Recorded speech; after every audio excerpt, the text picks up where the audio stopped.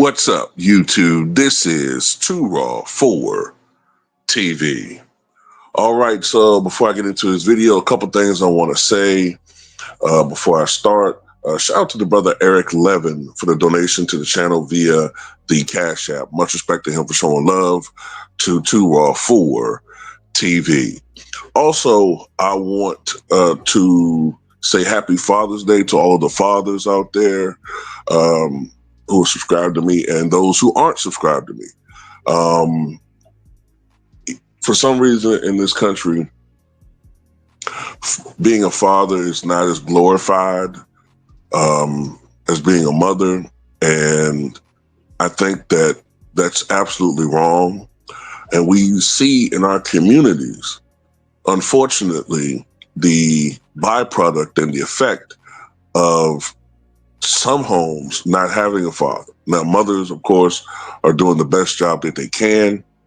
But when you have children, especially when you have sons, you cannot substitute that male role model. If you are a woman, you just can't do it. You can try the best you can, but that kid needs that male figure. So salute to all of you who are doing the tough job and the necessary job of being a father. Also, I want to say today is my birthday. Today I turned 45. I'm now officially an old man. I'm middle-aged. My youth is far behind me. And, it is what it is, man. But those of you who are able to, I'll put a link to the Cash App. If you want to send something as far as my birthday is concerned, even if it's a birthday video request. If you aren't able to do so, that's fine too. But, you know what I'm saying? This is one of those milestones that, to me, birthdays mean a lot because you never know if it's going to be your last. You never know. You never know if it's going to be the last one that you're going to celebrate. Although I wish and hope that we all live deep into old age. Anyway, let's get to this video, right? So a game of inches. We're seeing in these NBA finals exactly how much NBA championship caliber basketball is truly a game of inches. One game, you have, what's the guy named Mathurin of the Pacers. He's an absolute hero, right? For the Pacers, having a career performance. In the next game, he makes a number of mistakes, which lead not just him, but he did make a number of errors down the stretch, which contributed to the Pacers blowing a double-digit lead. And instead of being up 3-1, which almost would have ensured that they'd have been the favorites to win this NBA Finals, the series is now tied at 2, with OKC playing 2 of the next 3 games at OKC. What if I were to tell you that one of the dominant NBA championship runs, the Chicago Bulls, the same Chicago Bulls that everybody says were the prohibited favorites every time that they played, which is poppycock. That's not true at all. They were not the favorites in 1991. They were not the favorites in 1993. They were not the favorites in 1998. But anyway, this so-called most dominant, great team that was beating up everybody, a league that didn't have any competition.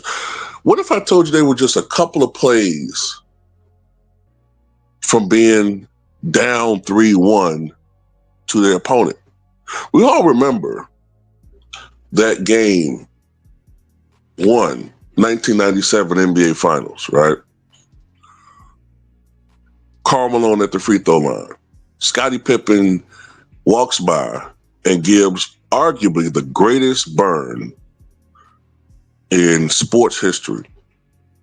The greatest burn. The mailman doesn't deliver on Sundays, which is generally factually true.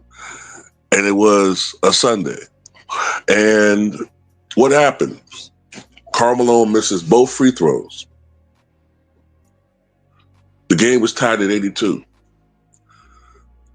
If I remember correctly, had he made both, the Jazz would have been up 2. Michael Jordan then goes down and nails, I believe it was a 19-foot fadeaway jumper at the buzzer to give the Bulls a dramatic 84-82 victory, and they win game 1, right? If Karl Malone makes those 2 free throws and Michael Jordan misses that jumper, then the Jazz win game 1. The Bulls, if everything went the same way as it did then, the Jazz wins game 2 and the Bulls win game 2, but then the Jazz wins game 3 and games 4 to take a 3-1 lead. Remember back then, the finals had a 2-3-2 format to acquiesce to the media and travel. So the first 2 games were for the team that had home court advantage, but then the road team played 3 games in a row. And then game 6 and game 7 were at home for the team that had home court advantage. So games 3, 4, and 5 were in Utah. So that meant that had Michael Jordan missed that shot in game 1, if Karl Malone had made those 2 free throws, that would have meant that game 5, pivotal game 5, would have been in Utah, with Utah with a 3-1 lead. A game of inches.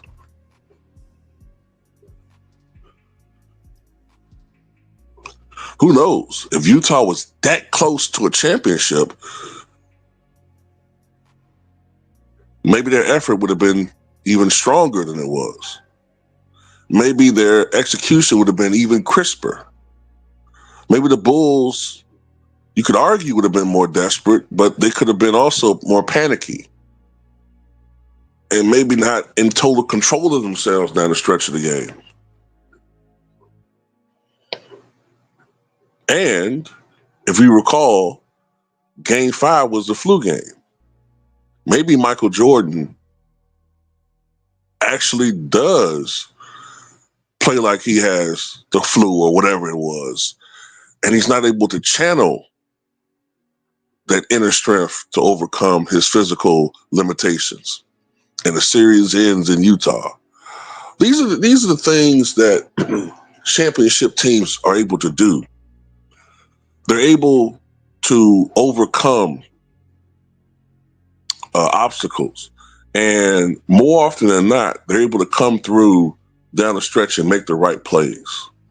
And that's what makes the Chicago Bulls one of the great dynasties in the history of the NBA.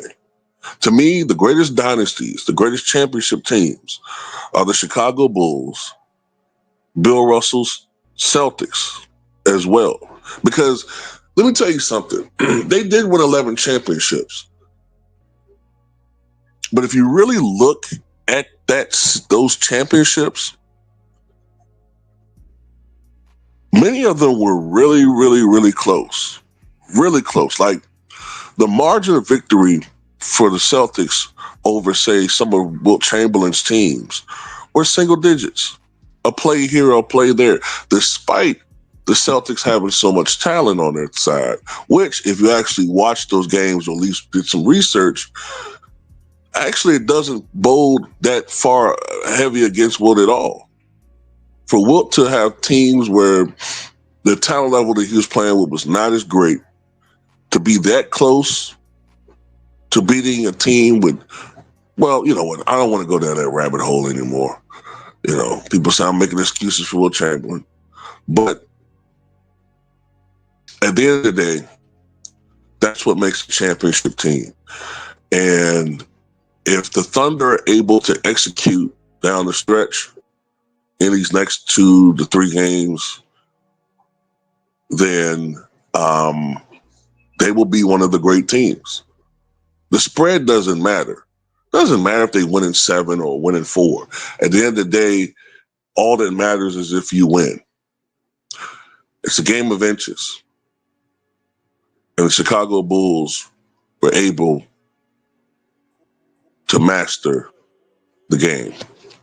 But anyway, that's all I got to say about it. Tell me what you guys think.